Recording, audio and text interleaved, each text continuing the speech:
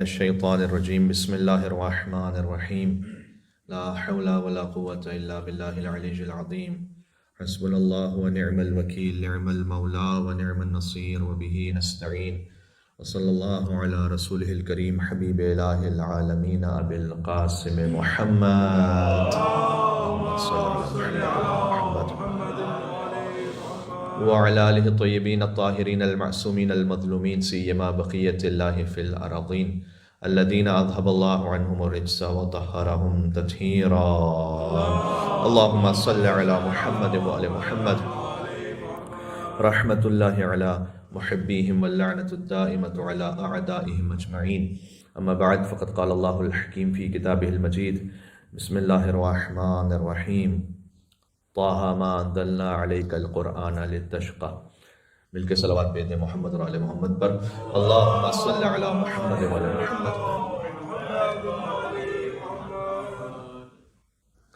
سورہ طه قرآن کریم کا 20واں سورہ ہے، 135 آیات ہیں، اور ابتدا میں اللہ سبحانہ و تعالیٰ نے اپنی خالقیت کا اور مالکیت کا ذکر کیا اس سورہ میں،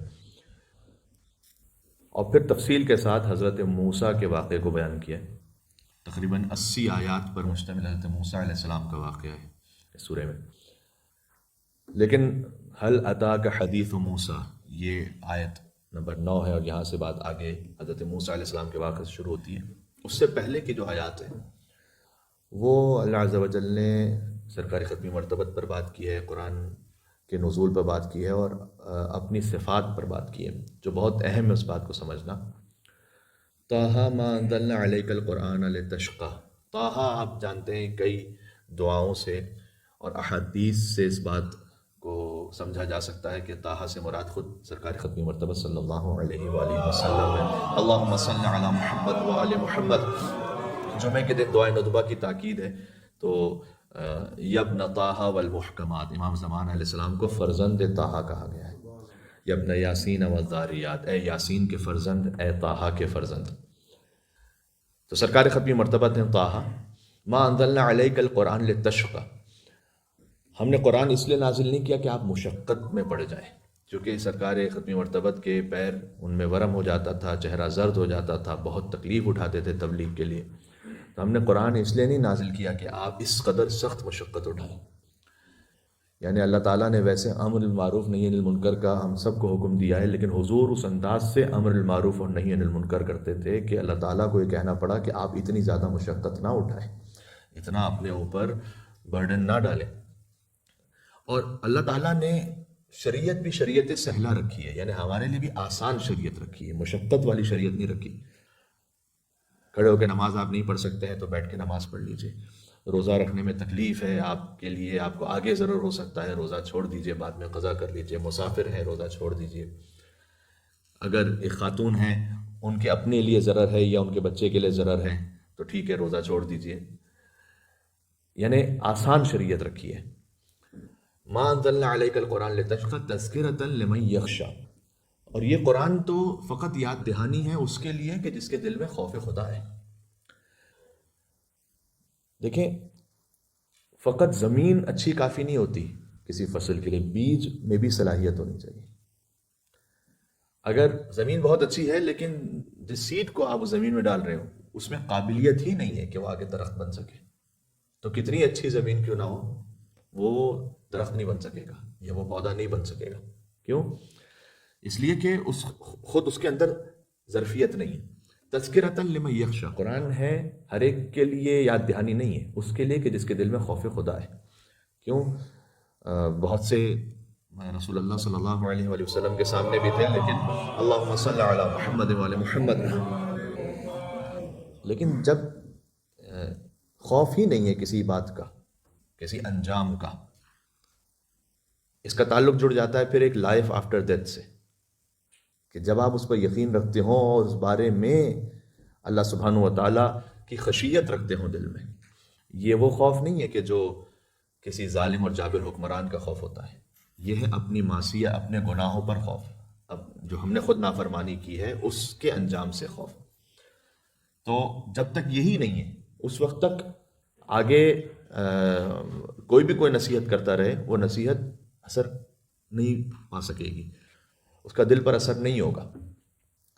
ایک مکالمہ مجھے خود بخود ذہن میں آ گیا، جو بات میرے ذہن میں آئی، جو زبان پر آئی، لائف آفٹر ڈیتھ کی، جو ایک بہت ہی اہم ترین ایشو ہے۔ اگر اس ایشو کو جب تک کہ کوئی یقین نہ رکھے اس وقت تک یہ سارا دین اس کو عمل کرنا اس کے لیے موٹیویشن ہی نہیں ہے، جب تک کہ وہ اس بات پہ یقین نہ رکھے کہ اس زندگی کے بعد کوئی اور زندگی ہے اس کے بعد، ورنہ تو فائدہ کیا پھر؟ کوئی بھی دین آپ اس کو سمجھاتے رہیے۔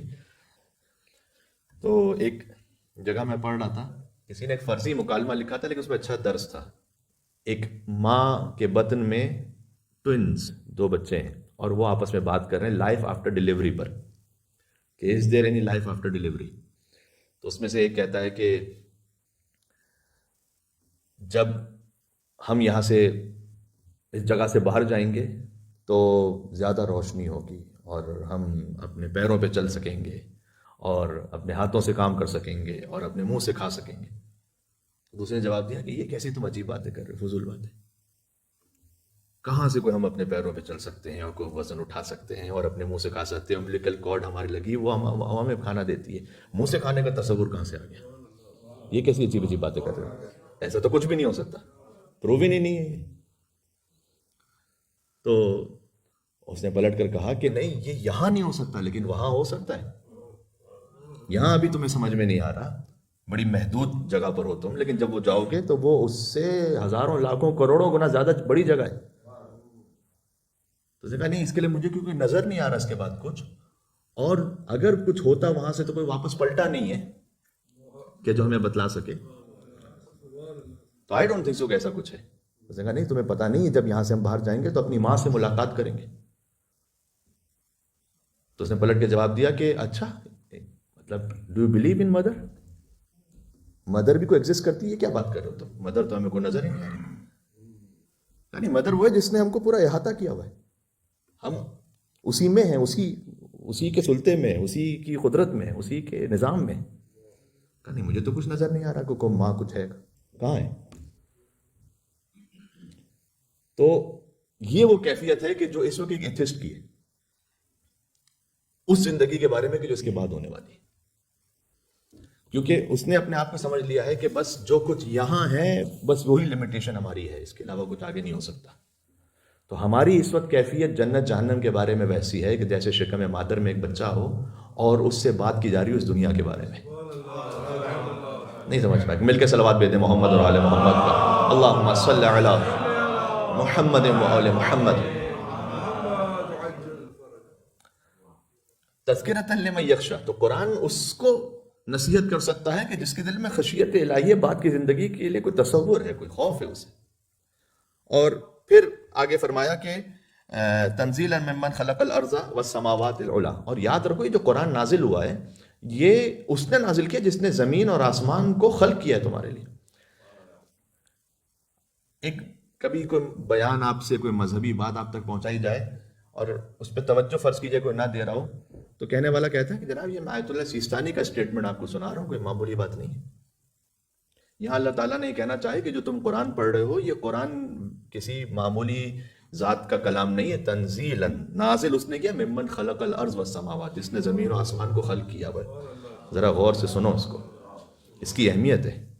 ایک بات اگر بولی سینا نے لکھی ہوئی ہے تو اس کی اہمیت ہے فلسفے میں، ایک بات اگر کسی مرجع تقلید کی طرف سے آئی ہوئی تو اس کی اہمیت ہے۔ تو یہ تنزیلاً اس نے نازل کیا اس قرآن کو جس نے زمین آسمان کو خلق کیا، اور اس کی حاکمیت کیا ہے۔ اب جو آیتیں ہیں وہ بہت خوبصورت ہیں، خالقیت، حاکمیت، مالکیت اور علمیت، ان کا ذکر اللہ سبحانہ و تعالیٰ نے ایک ایک آیت میں کیا ہے کہ وہ خالق بھی ہے، وہ حاکم بھی ہے، وہ مالک بھی ہے، وہ عالم بھی ہے۔ پہلے تو کہا تنزیل ممن خلق الارض والسماوات، یہ قرآن نازل اس نے کیا جس نے زمین اور آسمان کو خلق کیا ہوا ہے، تو وہ خالق ہے۔ دین حاکم ہے، الرحمن علی العرش استوى، اس ایک آیت میں سینکڑوں نکات ہیں جس پہ بات ہو سکتی ہے۔ الرحمن علی العرش استوى، کہ وہ رحمان ہے جو اپنے عرش پر مسلط ہے۔ عرش جو ہے وہ مرکز قدرت سے استعارہ ہے، عرش یعنی تخت۔ عرش اللہ تعالیٰ کہیں عرش پہ بیٹھا ہوا نہیں فزیکلی، اللہ تعالیٰ جسمانیت سے پاک اور منزہ ہے۔ اچھا میں آپ کو اس کی اگزامپل دیتا ہوں کہ قرآن کریم میں یہ جو ہے نا اللہ تعالیٰ اپنے عرش پر مستوی ہوا، تو استوى علی العرش یہ کئی جگہوں پر ہے، ایک سے زیادہ جگہوں پر ہے۔ اچھا، جب بھی اللہ تعالیٰ نے یہ کہا نا کہ وہ عرش پر بیٹھا، اس کا لفظی ترجمہ یہ ہے، یعنی عرش پر اس نے تسلط کیا، اس کے فوراً بعد یوزولی آپ دیکھیں گے کہ اس میں اللہ تعالیٰ نے کہیں نہ کہیں اپنی کسی قدرت کا ذکر کیا ہے۔ مثلا میں آپ کے سامنے ایگزامپل دیتا ہوں کہ مثلا سورہ یونس میں اللہ سبحانہ وتعالیٰ نے کہا ثم استوى علی العرش یدبر الامر، اللہ تعالیٰ اپنے عرش پر مستوی ہوا، طاقت رکھتا ہے۔ کیسے؟ یدبر الامر، اس کا ایک سیمپل یہ ہے کہ تمہارے امور کی تدبیر وہ کرتا ہے۔ مثلا سورہ حدید میں کہا ثم استوى علی العرش، اللہ اپنے عرش پہ مستوی ہوا، یعلم ما یلج فی الارض، تو وہ جانتا ہے کہ زمین میں جو کچھ ہو رہا ہے اور جو کچھ زمین سے نکلتا ہے، جو کچھ آسمان سے نازل ہوتا ہے۔ سورہ سجدہ میں کہا ثم استوى علی العرش، وہ اپنے عرش پہ مستوی ہوا، ما لکم من دونہ من ولی ولا شفیع، اللہ کے علاوہ نہ تمہارا کوئی الٹیمیٹ مددگار ہو سکتا ہے، نہ کوئی شفاعت قبول کرنے والا ہو سکتا ہے۔ یہ اللہ تعالیٰ نے جب بھی کہا نا استوى علی العرش، تو اپنی قدرت کا ایک سیمپل بتایا۔ آپ جوس لینے جاتے ہیں، آپ سے وہ پوچھتا ہے کہ میڈیم گلاس چاہیے لارج چاہیے، تو کہتے ہیں، آپ کہتے ہیں میڈیم کیا؟ وہ کہتا ہے سیمپل رکھا ہوا ہے، یہ دیکھو یہ ہے، اس کے جیسا ہے۔ تو اللہ تعالیٰ جب یہ کہتا ہے کہ ہم عرش پر مستوی ہو، ہماری طاقت ہے، تو آپ کہتے ہیں اس طاقت کا نمونہ کیا، اس کا سیمپل کیا ہے؟ اللہ تعالیٰ دیکھو یہ تمہارے امور کی تدبیر ہم کرتے ہیں، دن اور رات کو ہم لے کر آتے ہیں، زمین سے چیزوں کو ہم نکالتے ہیں، آسمان سے پانی کو ہم نازل کرتے ہیں، یہ اللہ کی قدرت ہے۔ اچھا، بہت سے لوگ ہوتے ہیں جو تسلط رکھتے ہیں بہت سی چیزوں پر، لیکن وہ اپنی قہاریت کے ساتھ رکھتے ہیں، یعنی وہ ڈکٹیٹرز ہوتے ہیں۔ لیکن اللہ تعالیٰ نے کہا الرحمن علی العرش استوى، اس کی جو قدرت ہے وہ رحمانیت کے ساتھ ہے، جبر کے ساتھ نہیں ہے، ٹھیک ہے؟ الرحمن علی العرش استوى۔ اس کے بعد فرمایا، بات کو مکمل کرتا ہوں آہستہ آہستہ، اس کے بعد فرمایا کہ اس کی حاکمیت بھی ہے کہ وہ عرش پر مسلط ہے، اور اس کی مالکیت بھی ہے۔ مالکیت کیا ہے اس کی؟ لہو ما فی السماوات و ما فی الارض، جو کچھ زمین میں ہے جو کچھ آسمان میں وہ اسی کا ہے۔ بعض مرتبہ ایسا ہوتا ہے ایک شخص حاکم ہوتا ہے لیکن مالک نہیں ہوتا، یہاں کے جو اسٹیٹ پریمیئر ہے وہ حاکم ہے لیکن مالک تو نہیں ہر چیز کا۔ بعض مرتبہ ایسا ہوتا ہے بہت سی چیزیں جو آپ حاکم ہیں اس جگہ کے لیکن کنٹرول میں نہیں ہے آپ کی بہت سی چیزیں۔ مثال کے طور پر کہیں کا کوئی جو چیف جسٹس ہے وہ کیا حاکم تو ہے ایک طرح سے، اس کے پاس ایک کنٹرول ہے، یعنی اس کے پاس ایک طاقت عہدہ ہے، لیکن کیا وہ واقعاً ہر ایک کو انصاف دلوا بھی سکتا ہے؟ ضروری نہیں۔ تو عہدہ ہے لیکن قدرت نہیں ہے۔ لہٰذا قرآن کریم میں بیدہ الملک وہو علی کل شیء قدیر، تو اس میں سوال یہ ہوتا ہے کہ پھر دونوں میں فرق کیا ہے؟ اللہ تعالیٰ جگہ کہتا ہے کہ اس کے ہاتھ میں ملک ہے، طاقت ہے، اور وہ ہر چیز پر قدرت رکھتا ہے، تو دونوں میں فرق کیا ہے؟ کہ طاقت ہے اور ہر چیز پر قدرت رکھتا ہے۔ کہنے کا مقصد ہے کہ عہدہ اور طاقت بھی ہے اور وہ جو چاہے وہ کر بھی سکتا ہے، یہ دونوں الگ الگ چیزیں ہیں۔ تو وہ مالکیت بھی رکھتا ہے اور عالم بھی ہے۔ وَإِن تَجْهَرْ بِالْقَوْلِ فَإِنَّهُ يَعْلَمُ السِّرَّ وَأَخْفَى، کہ چاہے تم آواز بلند کر کے بات کرو یا آہستہ بات کرو، وہ تمہارے راز اور خفیہ باتوں کو جانتا ہے۔ سر اور اخفا، پھر یہ دو لفظ ہیں یہاں پر، سر یعنی راز، اخفا یعنی مخفی، تو دونوں میں کیا فرق ہے؟ راز بھی مخفی ہوتا ہے، صحیح، اور جو مخفی ہوتا ہے وہ راز ہوتا ہے۔ تو سر و اخفا کیوں کہا؟ کہ وہ جانتا ہے تمہارے راز کو، سر کو، و اخفا، اور جو تم مخفی رکھتے ہو اسے جانتا ہے، یا جو تم سے مخفی ہے وہ جانتا ہے۔ دونوں میں فرق یہ ہے، سر کا مطلب ہے ایک وہ چیز کہ جو آپ کے دل میں ہے، ظاہر طور پر آپ کسی سے ناراض ہیں، آپ نے لیکن کسی کو بتایا نہیں ہے، تو وہ ایک چیز ہے جو آپ کے دل میں ہے، یہ ہے سر، جو کوئی اور نہیں جانتا، آپ جانتے ہیں۔ اخفا وہ شے ہے کہ جو آپ بھی نہیں جانتے اپنے بارے میں۔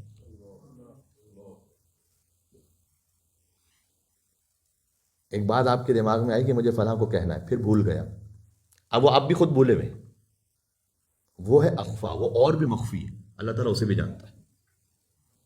تو ایک وہ کہ جو آپ کے دل میں ہے، کسی اور کو نہیں پتا، اللہ وہ جانتا ہے، اور ایک وہ جو آپ کے بارے میں آپ بھی بھول چکے ہیں، وہ بھی جانتا ہے، یہ اس کا علم ہے۔ تو یہ علم اس بات پر ہمیں ابھارتا ہے کہ خود گناہوں سے بچنے کا ایک موٹیویشن یہ ہے کہ خدا وہ ہے کہ جو سر اور اخفا کو جاننے والا ہے، تو کہاں چھپ کر کوئی گناہ کر سکتا ہے؟ خدا کے علم میں ہر وہ شے کہ جو ہم سوچ رہے ہیں، یعلم ما تحمل کل انثی، اللہ تعالیٰ نے کہا ہے سورہ رعد میں کہ ہر مادہ جب وہ حمل سے ہو تو کیا ہے اس کے حمل میں اللہ تعالیٰ جانتا ہے۔ سورہ غافر میں کہ یعلم خائنۃ الاعین، خدا آنکھوں کی خیانت کو جانتا ہے۔ این ممکن ہے کہ اگر کوئی آنکھوں سے خیانت کر رہا ہو، 1000 لوگوں کا مجمع، کسی کو نہ پتہ چلے، لیکن اللہ کہہ رہا ہے کہ خدا جانتا ہے۔ یعلم ما فی قلوبکم، سورہ احزاب آیت نمبر 51 میں کہا جو تمہارے دل میں ہے اللہ اس کو جانتا ہے، تو یہ اس کی قدرت ہے۔ اور پھر آیت نمبر 8 میں کہا اللہ لا الہ الا هو لہ الاسماء الحسنی، تو اب یاد رکھو کہ اس کے سوا کوئی معبود نہیں ہے، اسی کے لیے اچھے نام ہے۔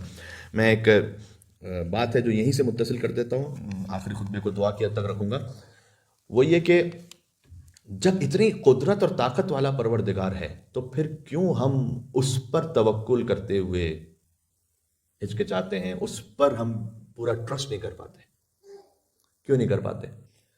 ہم میں سے میں اپنے آپ کو شامل کرتے ہوئے بات کہہ رہا ہوں، شاید اللہ پر یقین تو سبھی رکھتے ہیں انشاءاللہ، لیکن اللہ پر ایمان تو سبھی رکھتے ہیں، لیکن اللہ پر یقین کم لوگ رکھتے ہیں۔